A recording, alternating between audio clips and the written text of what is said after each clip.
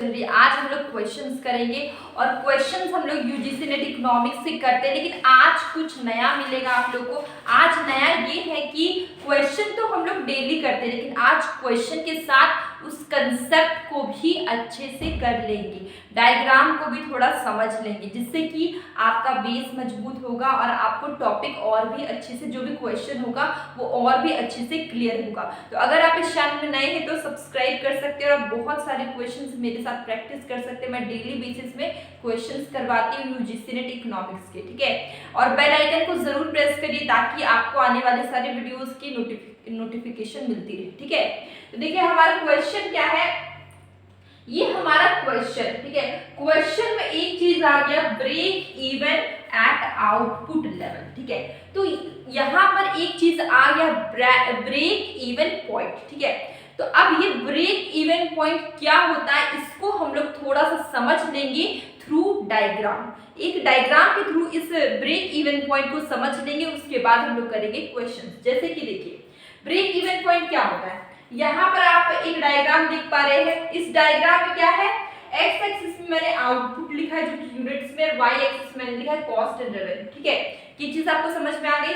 अब ये देखिए, ये जो लाइन आपको दिख रहा है ये टोटल रेवेन्यू है और ये जो लाइन दिख रहा है टोटल कॉस्ट है, ठीक है। अब टोटल रेवेन्यू का आपको दिख रहा है, ये टोटल रेवेन्यू है और ये क्या है, टोटल कॉस्ट है। अब दोनों टोटल रेवेन्यू और टोटल कॉस्ट दोनों एक पॉइंट पे, ई पॉइंट पे क्या होगा, एक दूसरे को कट करेगा। ई पॉइंट पे क्या करेगा, टोटल रेवेन्यू, ये देखिए टोटल रेवेन्यू टोटल कॉस्ट दोनों एक दूसरे को कट कर रहा है एट पॉइंट ई पे, ई पॉइंट पे। तो ये जो ई पॉइंट है ये क्या होगा, ई पॉइंट होगा आपका ब्रेक इवन पॉइंट।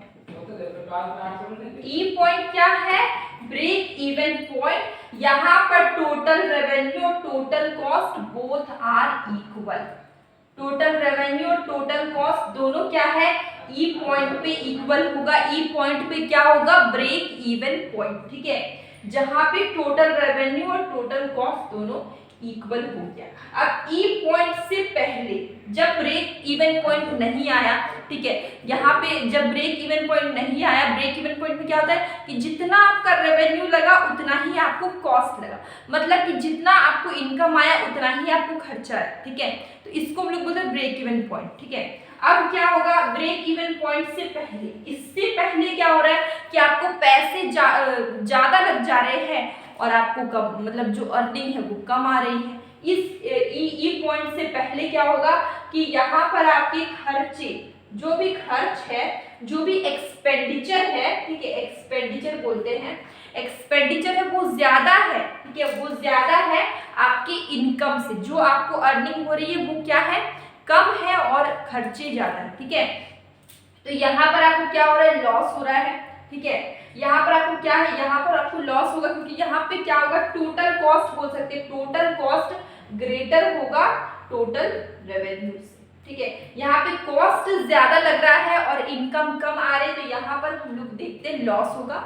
और ई पॉइंट के बाद, ई पॉइंट के बाद क्या हो रहा है, यहाँ पर आपको क्या होगा, रेवेन्यू ज्यादा आएगा और कॉस्ट कम लगेगी। यहाँ पे क्या होगा, रेवेन्यू ज्यादा आएगा और कॉस्ट कम लगेगा, मतलब कि आपका इनकम ज्यादा आ रहा है और आपको खर्चे कम लग रहे हैं, कॉस्ट कम लग रहा है।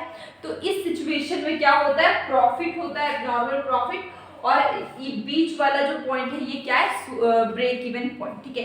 तो ये चीज आपको समझ में आएगी। इसमें तीन ही चीज समझने की, एक है ब्रेक इवन पॉइंट जहां पे टोटल रेवेन्यू के इक्वल टोटल कॉस्ट होगा, एक है ब्रेक इवन पॉइंट से पहले। आपसे ये सिचुएशन आ सकता है, ब्रेक इवन पॉइंट से पहले वाला सिचुएशन में क्या होता है, लॉस होता है, क्योंकि ब्रेक इवन से पहले क्या होता है कि कॉस्ट ज्यादा लगता है रेवेन्यू के कंपैरिजन, मतलब कि खर्चे ज्यादा है, कॉस्ट ज्यादा लग रहा है और जो अर्निंग है वो बहुत कम है।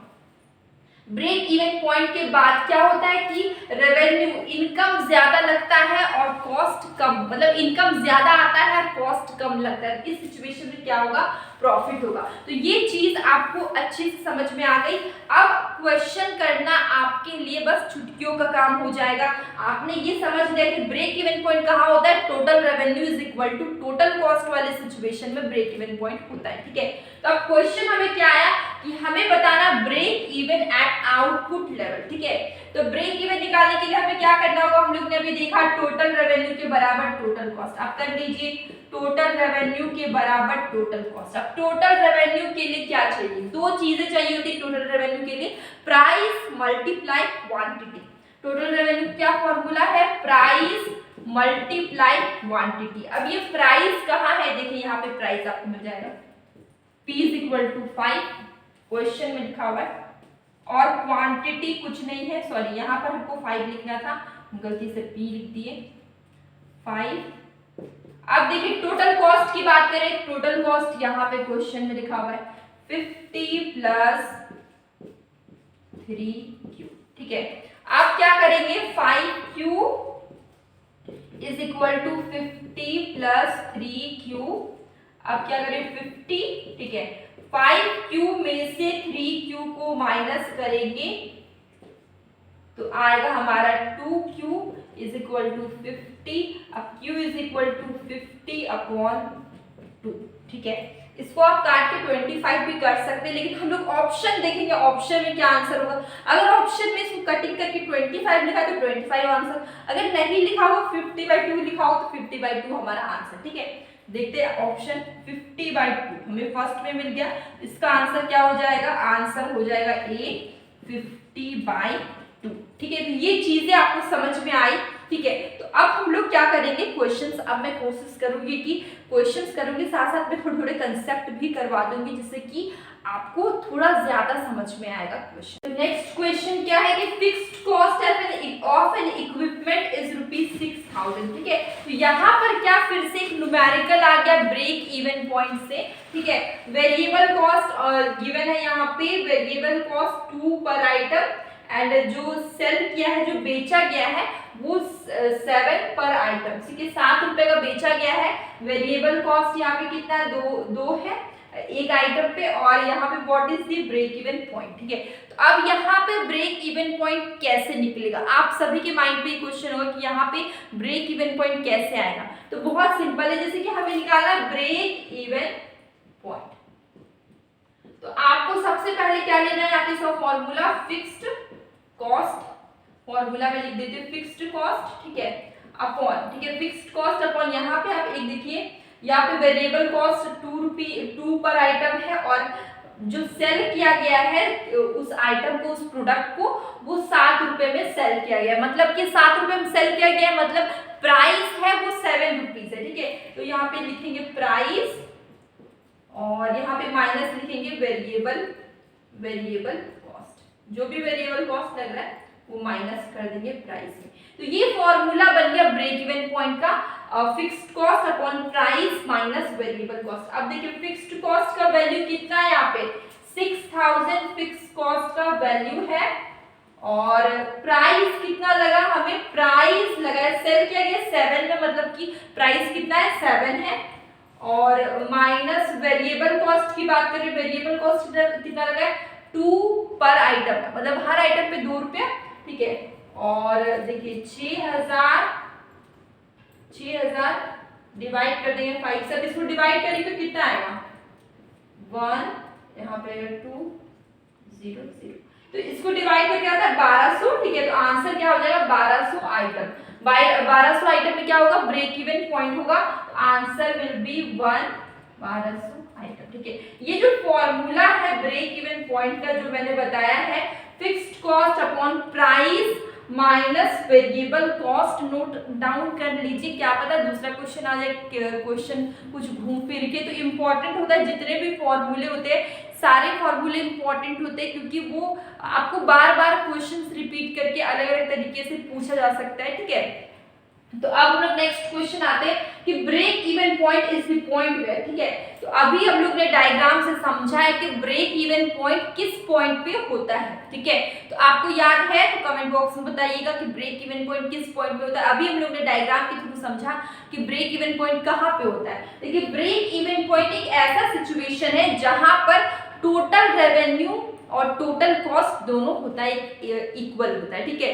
तो ब्रेक इवन पॉइंट अभी हम लोग ने समझा था, जहां पर भी टोटल रेवेन्यू और टोटल कॉस्ट इंटरसेक्ट करेगा, उस सिचुएशन में क्या होता है कि दोनों लाइन इंटरसेक्ट करता है, दोनों लाइन उस पॉइंट पे क्या होता है इक्वल हो जाता है। तो देखिए अब लोग क्वेश्चन के जो ऑप्शंस है वहां पर आंसर ढूंढने की कोशिश करते हैं। हमारा फर्स्ट ऑप्शन क्या है, fixed and variable cost line intersect, तो ये तो रॉन्ग होगा। यहाँ पर लोग टोटल रेवेन्यू टोटल कॉस्ट की बात कर रहे थे, ये तो रॉन्ग होगा।